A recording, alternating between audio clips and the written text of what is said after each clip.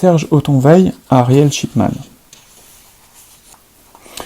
Je suis beaucoup plus heureux depuis que j'ai renoncé au sexe, sais-tu ? Quand tu as vu de près copuler des cochons, tu ne peux plus t'illusionner sur le sexe. Dans le kibbutz où j'allais en Israël pendant mes études de droit, j'aidais les cochons à copuler. Quand tu as vu rentrer un tire-bouchon inoffensif et ressortir une canne féroce, d'une longueur effrayante, que tu aides à replacer pendant que la truie s'en fout complètement, elle attend que ça passe. Quand tu as vu le malheureux s'échauffer, déraper et ressortir avec un membre gigantesque qui ne le rend absolument pas heureux, laisse-moi te le dire, qui ne lui donne pas la moindre supériorité, tu te dis à quoi rime cette comédie autour du sexe ? Le sexe n'a pas de consistance particulière.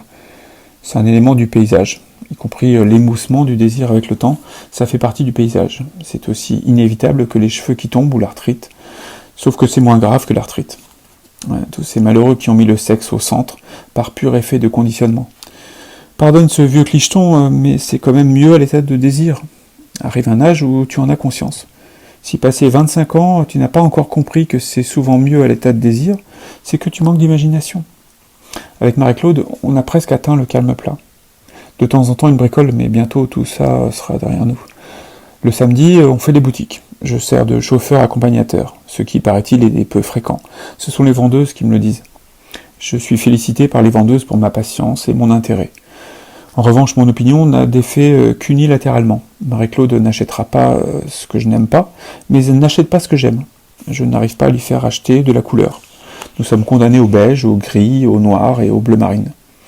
Moi, je verrais très bien Marie-Claude en vert, en rouge, pourquoi pas en jaune. Elle est svelte, elle est sportive. Ta femme met des couleurs, j'ai remarqué. Bravo, c'est très important la couleur. La couleur est active, elle va de l'avant. Quand tu achètes un vêtement de couleur, tu te projettes en couleur. Tu mets en place une stratégie de joie. L'homme dynamique a une vue plus longue. Il spécule sur l'avenir, il se propulse par-dessus la mort. Que ce soit pour une cravate ou un fonds de commerce. Je vais te faire une confidence.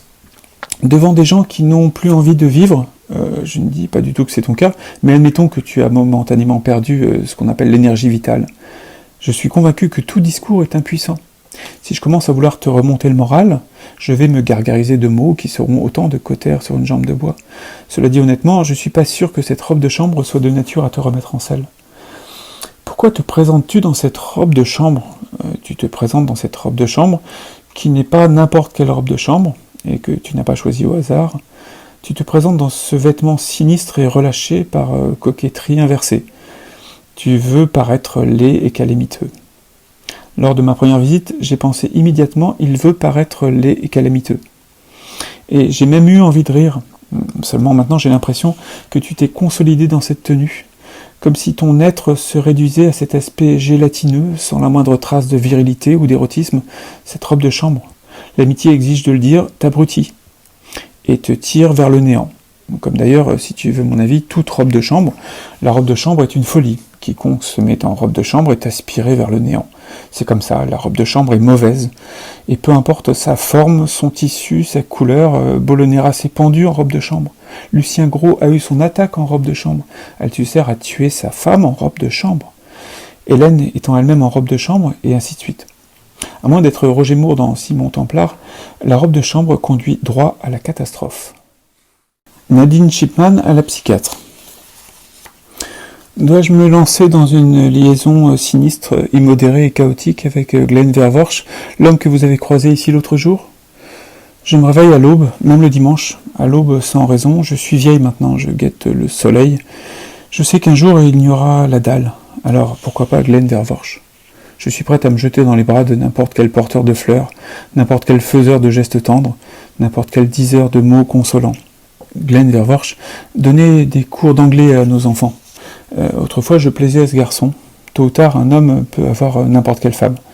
Le chagrin, ça n'est ni d'hier ni d'avant-hier. Le chagrin, ça vient de loin. Même si on se retourne, on ne voit pas d'où ça vient. Mon mari s'est habillé ce matin, il porte un pantalon, une veste et un t-shirt en dessous. L'absence de col m'effraie un peu. Le cou grêle et vieilli surgit bêtement. Je m'étais faite à la robe de chambre. Je ne la voyais plus comme une robe de chambre, mais comme un manteau d'hiver, une tenue de saison, pour ne pas avoir froid.